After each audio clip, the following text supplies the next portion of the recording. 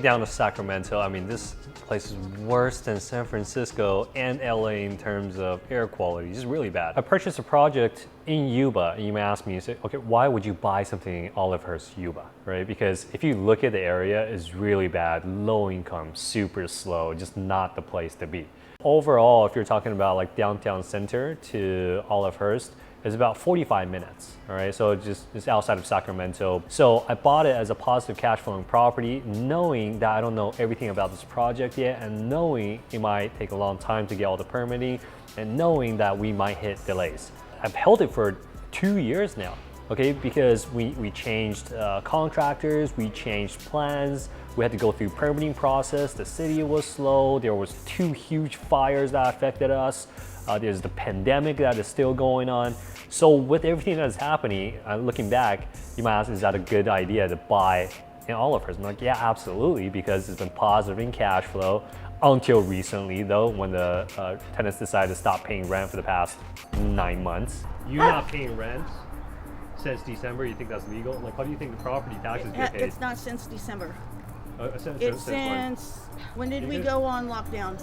Yeah, when okay, you guys lockdown haven't started. paid a single penny of rent since January.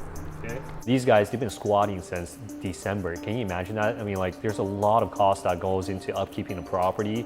You're talking about loans, utility taxes, property management fees, just a lot of stuff that goes into it that they don't see.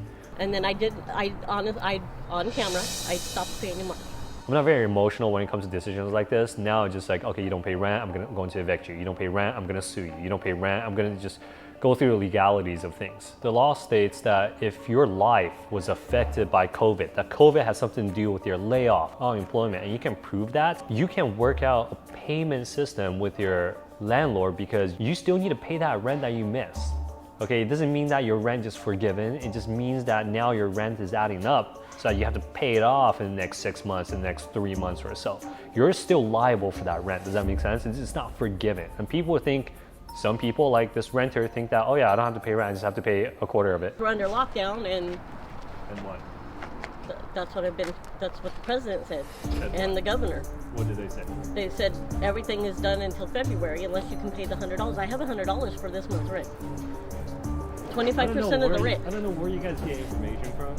On the news. These people cherry pick information that benefits them, and they like assemble the story in their head, and they use the story to comfort themselves on why they don't pay rent. Extremely problematic. So now, as a peaceful solution, you guys need to figure a way out. Emotions really get in the way of things, and the way to go about it is just be very even keel about handling situations, not to get too excited, not to get too stressed, not to get too mad. Though I'm still an emotional person from time to time, I try my best to be even keel handling situations like this. I'm aware that you guys are saving money to buy a home.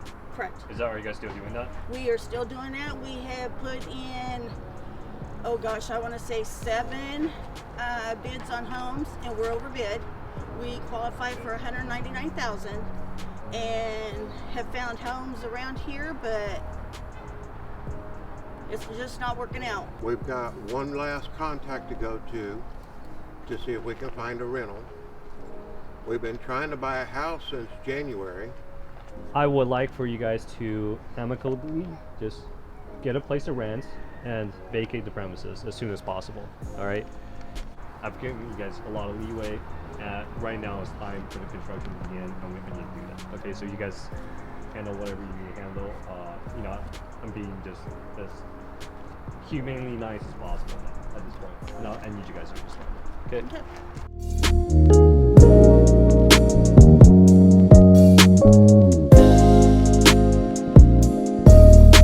How are you? Nice to meet you. You know, thanks for coming down here and So Jimmy is somebody that was referred to me. He says he does very good work, very good price. I think he gave me a preliminary bid before, and the price does look very good. The good thing is that I found out he's a licensed electrician. I need a lot of work, and one of the properties right now needs a good licensed electrician to fix some electrical issues. So after this, I'm actually going to text my other project manager to get in contact with Jimmy to see if he can go out to the property and give us a bid on that. But when I talked to Jimmy, it seems like his scope of work will be very limited, that he's going to be able to do some of the work, but not all of that work that needs to be done. And when I'm talking about the work, I'm talking about groundwork, okay? What we need to do to prepare the land so that we can build foundations, so that we can dig for trenches, for all the utilities. It seems like he'll be able to do the utilities, but he's not going to be able to prepare the property for the foundation of the units. I'd rather have somebody that says, okay, well, I see your scope of work, I think I can do everything, and here, just port it to me and I'll give you a bid.